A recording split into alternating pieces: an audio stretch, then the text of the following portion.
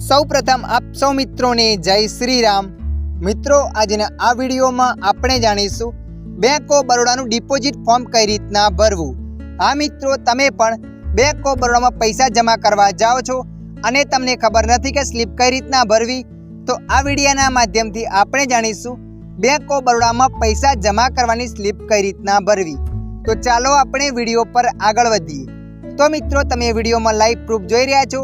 અહીંયા ઓલરેડી મેં સ્લીપ પહેલાં ભરી દીધી છે, કેમ કે તમારો સમય વધારે ના બગડે। અને ખાસ વાત મિત્રો, જ્યારે તમે બેંકમાં પૈસા જમા કરાવવા જાઓ સ્લીપ લઈને, ત્યારે આ સ્લીપનો મોટો ભાગ બેંકવાળા રાખશે અને આગળનો ભાગ આ તમને આપશે, કેમ કે તમારી પાસે સાબિતી રહે કે તમે પૈસા જમા કરાવ્યા હતા। જ્યાં તમે પૈસા જમા કરાવશો ત્યાં કેશિયર સાહેબ અહીંયા એક સિક્કો મારીને આગળનો ભાગ તમને પાછો આપશે, કેમ કે તમારી પાસે સાબિતી રહે, પ્રૂફ રહે। તો ચાલો આપણે વિડીયો પર આગળ વધીએ આ સ્લીપને કઈ રીતના ભરવી। સૌપ્રથમ આપણે આગળના ભાગ વિશે જાણીશું। અહીંયા તમારે તારીખ લખી દેવાની છે, જે પણ તારીખ હોય એ। તો અહીંયા મેં તારીખ લખી નાખી 11/9/2025, 11/09/2025। આ રીતના તમારે તારીખ લખવાની છે। તારીખ લખ્યા પછી નીચે શાખા, અમારે વાવ લાગે છે તો અહીંયા મેં વાવ લખી દીધું। એના પછી માય અકાઉન્ટ વેઇટ, તો તમારે અહીંયા પણ શાખાનું નામ લખી દેવાનું છે વાવ।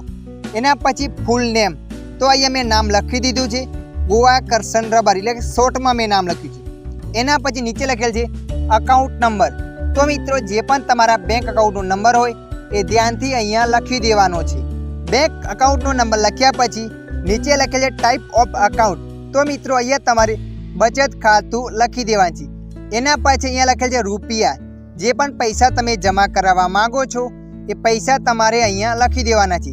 દાખલા તરીકે અહીંયા મેં 5000 રૂપિયા લખી દીધા છે અને પાછળ એક લીટી કરી દેવાની છે, કેમ કે કોઈ પણ વ્યક્તિ આ પૈસાની અંદર છેડછાડ ના કરી શકે। ના પછી નીચે લખેલ છે ટોટલ, તો તમે ટોટલ 5000 રૂપિયા લખી દેવાના છે। બંને જગ્યાએ પૈસા લખ્યા પછી નીચે લખેલ છે ટોટલ અમાઉન્ટ, તો તમારે શબ્દોમાં લખવાના છે 5000 રૂપિયા પૂરા। તો અહીંયા મેં લખી દીધું છે 5000 પૂરા। હવે આપણે જાણીશું આ બાજુની સ્લીપ વિશે। સૌપ્રથમ તમારે અહીંયા શાખાનું નામ લખી દેવાનું છે। અહીંયા વાવ લખેલું છે। એના પછી અહીંયા લખવાનું છે માય અકાઉન્ટ વેઇટ, તો તમારે બચત ખાતું લખી દેવાનું છે।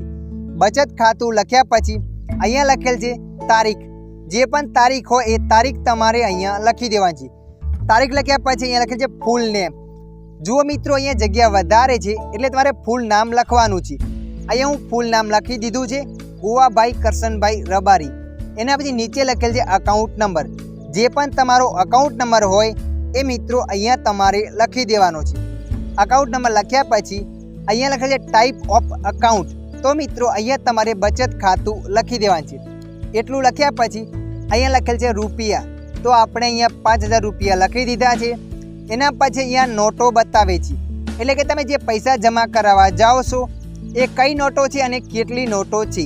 તો મારી પાસે 500ની 10 નોટો હતી, તો મેં 500ની આગળ 10 લખી દીધું છે।